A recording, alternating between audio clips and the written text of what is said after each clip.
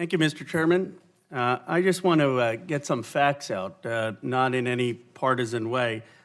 Your budget proposal, as you put it, reduces Medicare spending by $845 billion. You describe it as efficiency and reduction of waste, but is that correct?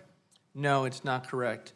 There is a gross federal savings for Medicare line in the budget, but when you add back the proposals that we include for a uncompensated care pool outside of Medicare for children's GME, Medicare. And what is the number when you add that? The number is about $517 billion in savings.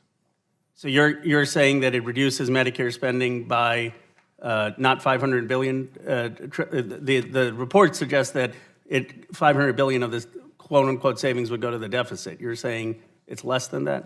No. So right now, I thought you were asking about the number that has been reported in the press, $845 billion. Now, what would you say is the accurate number? The accurate number, again, we increase Medicare spending every year. This is not a... Not a long answer. Just give me the number. I'm providing an answer for you. $517 billion in savings within Medicare over 10 years is the net Medicare savings number.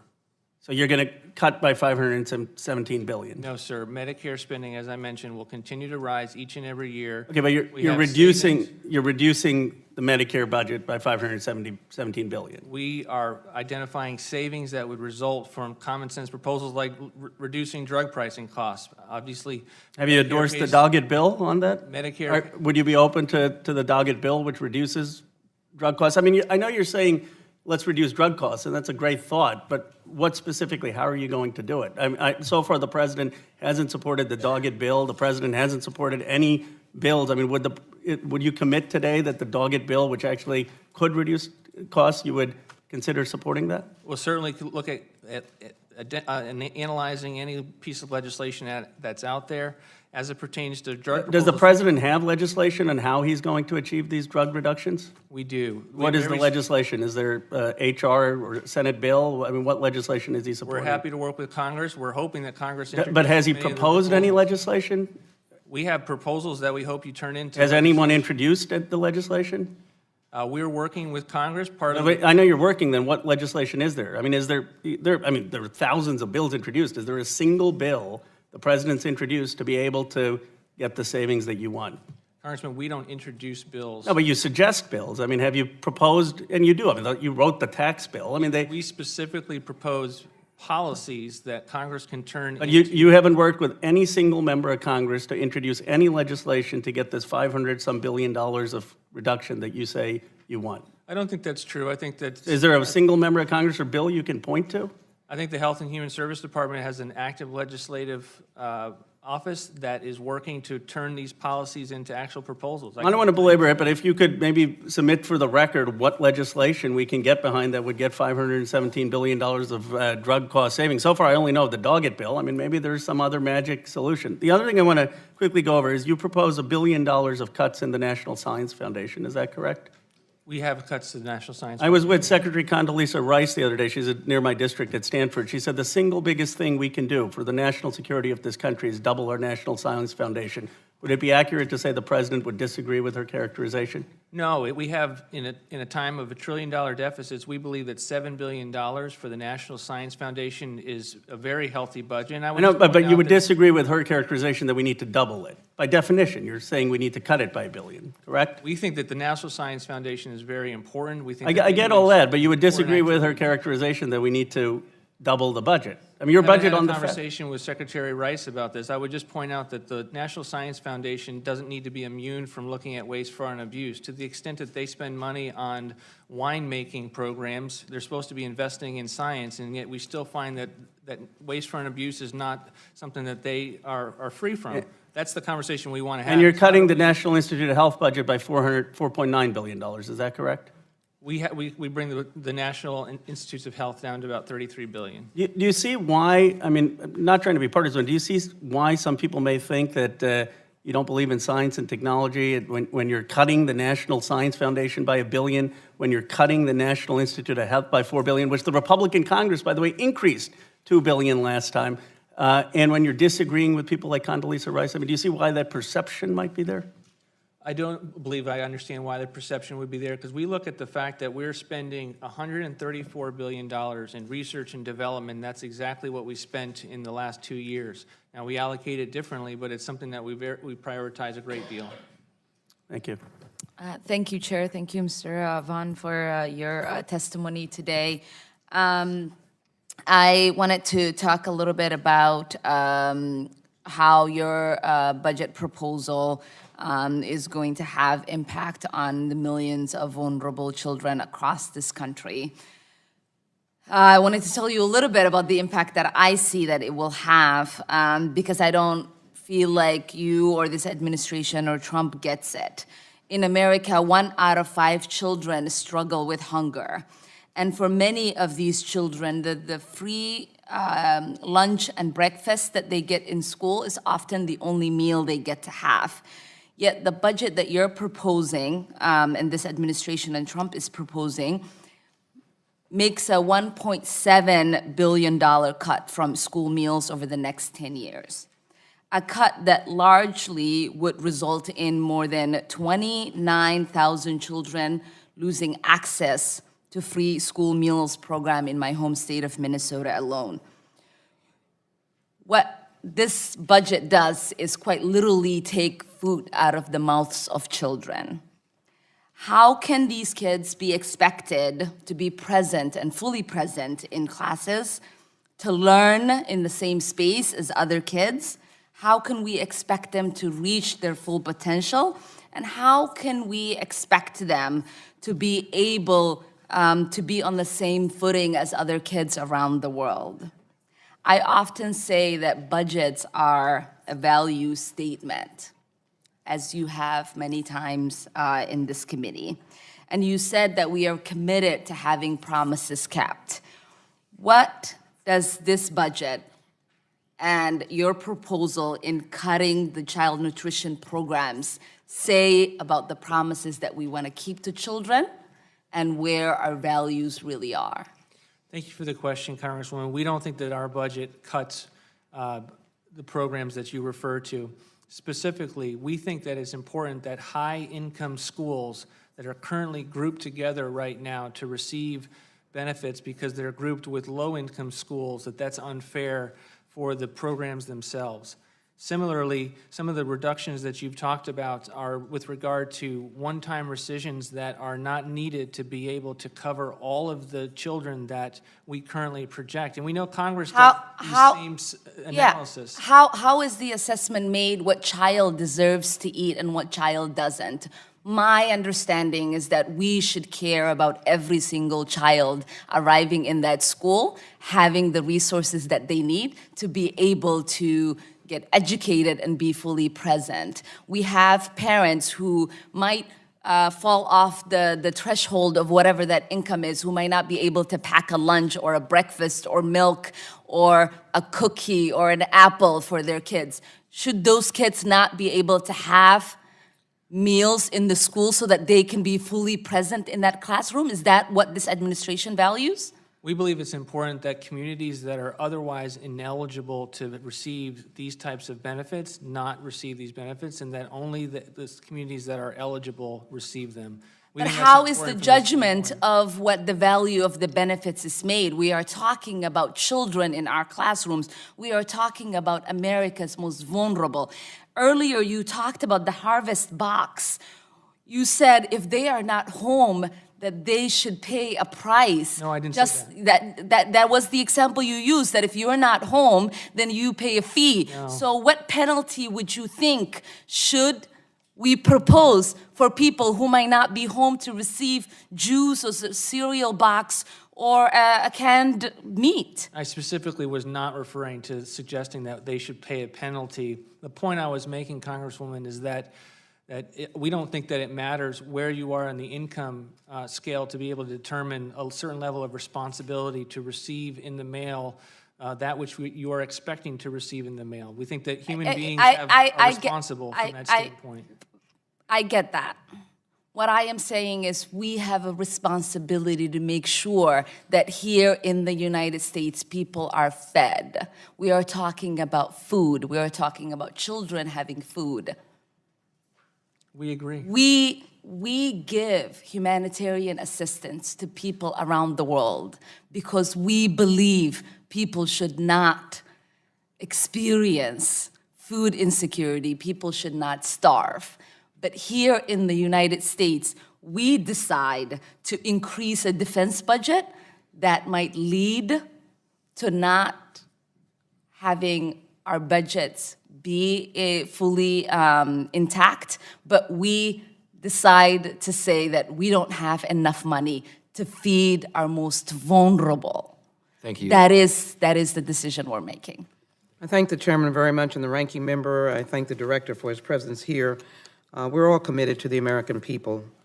But as I look up and raise up this budget that says for a better America, you know that I have a completely contrary view of this.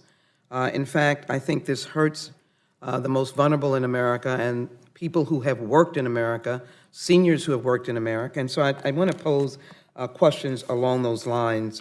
First of all, I think it is important to note that the top 10% of America's population now average more than 9 times as much income as the bottom 90%. 9 times. Americans in the top 1% average over 40 times more income than the bottom 90%. The nation's top 0.1% are taking in over 198 times the income of the bottom 90%. That's a lot of people. And African-American families with just over $3,500 owns just 2% of the wealth.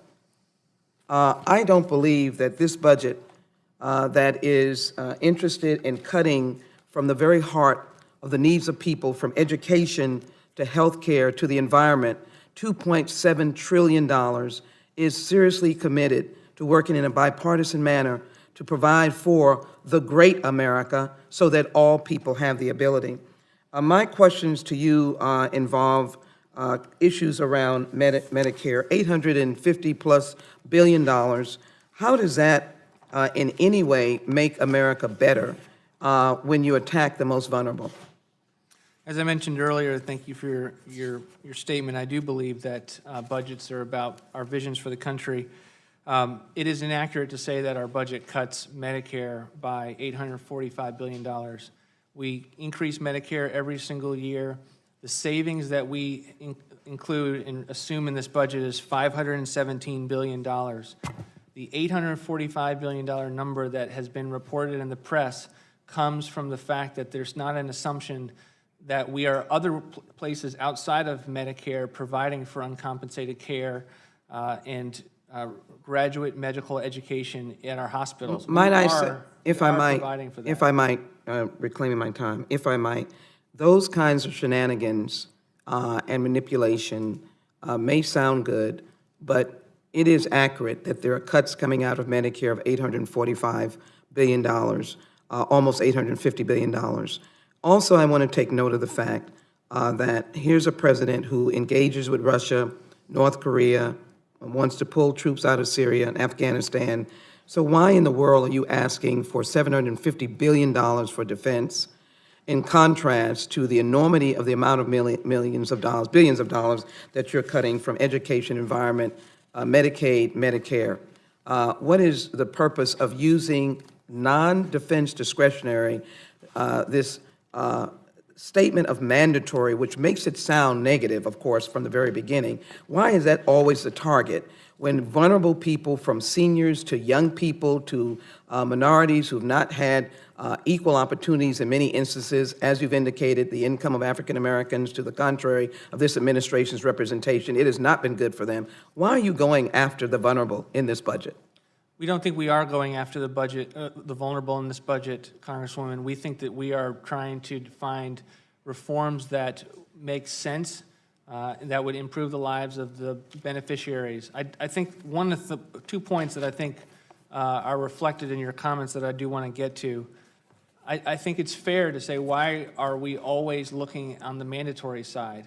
One of the reasons I've been trying to have a conversation with the members on this side of the aisle is that we think that non-defense discretionary spending is an area where we need to do our best to continue to look for efficiencies and get rid of wasteful programs. Well, reclaim my time, if I might, and I appreciate the interests of engagement. Let me make it very clear as I end.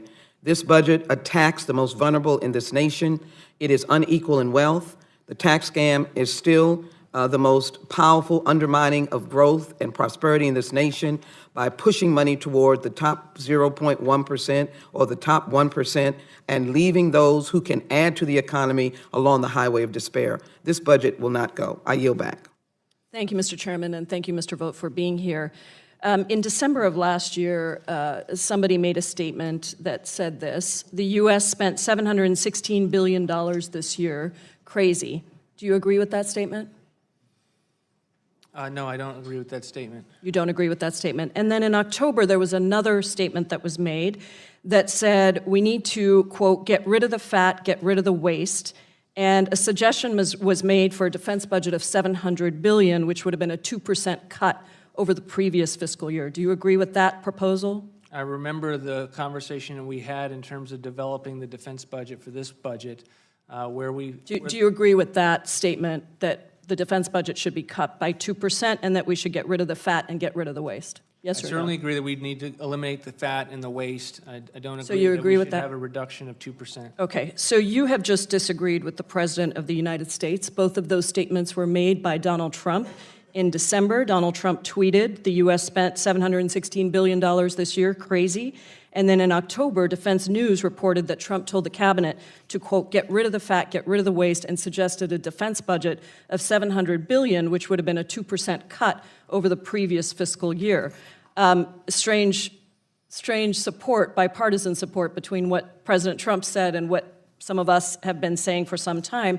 So, Acting Director Vought, how much did the President cut total national defense spending by in his 2020 budget, the budget you have before us today? We are increasing the budget by 5%. And can I respond to the comments the President made? No, let me just go through, and if I have time at the end, I would like to have the chairman give you the opportunity. So you actually are proposing an increase of 5% to DOD spending, not a decrease of 2%, which is what the president said he wanted in October.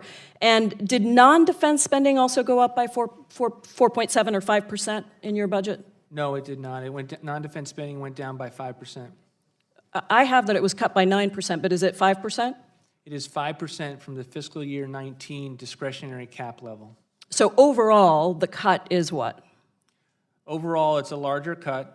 It's Which 5% is what? from the cap level. What is the overall cut to non-defense discretionary spending? Well, if you include all of the gimmicks that Congress uses to hide the cost that the agencies spend at, that is much higher than... Do you know what it is? What is the fiscal number? year. We have roughly about an average 10%. Double cut of the increase is 5% for defense, and the cut is 10% of non-defense discretionary, which, by the way, is education, healthcare, a number of other critical priorities. Now, let me ask you about OCO, which we call the slush fund. Mick Mulvaney, your boss, who's now serving as the president's chief of staff, referred to the Overseas Contingency Operation funding as a slush fund. He agreed with us then, back when he was in Congress. And the House Armed Services Chairman Smith has also called OCO a slush fund. And so let me ask you, in this budget, how much does the president propose cutting the Defense Department's slush fund in fiscal year 20? We propose increasing the... How much are you proposing to increase it by? Increase it up to from $69 billion to $164 billion. So you're proposing to increase a slush fund that has been called that by the President's Chief of Staff and by our chairman of the Armed Services Committee by 138% to $165 billion over 2019. Now, I want to ask you, you made a statement earlier in this hearing. You said the National Science Foundation doesn't need to be immune from waste, fraud, and abuse, correct? I said that the National Science Foundation is not immune from waste, fraud. Is not, okay, doesn't need to be, is not immune. So let me ask you, do you think that the Defense Department should be immune from waste, fraud, and abuse? I don't know. Okay, and do you know when Congress mandated that all government agencies, including the Pentagon, should undergo an audit? Do you know when that happened, what year? A long time ago. It was 1990. It was finally 1990, almost 3 decades ago. And tell me, Mr. Vought, when was the first audit, comprehensive audit of the Pentagon done?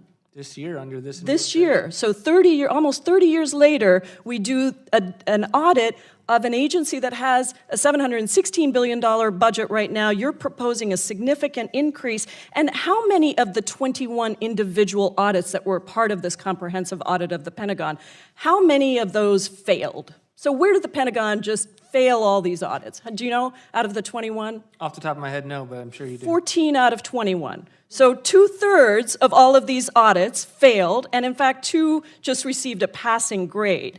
And auditors estimated that the Pentagon made improper payments, that's their term, which is not necessarily fraud, but it is payments that lacked sufficient or appropriate documentation or approvals, which means we have no idea where that money went, of $957 million in 2017 and $1.2 billion in 2018. So let me ask you, Mr. Vought, do you think that we should continue to increase the Defense Department's budget when we have no idea where that money is actually going and the Pentagon can't even pass an audit, and in fact didn't even do an audit for almost 30 years?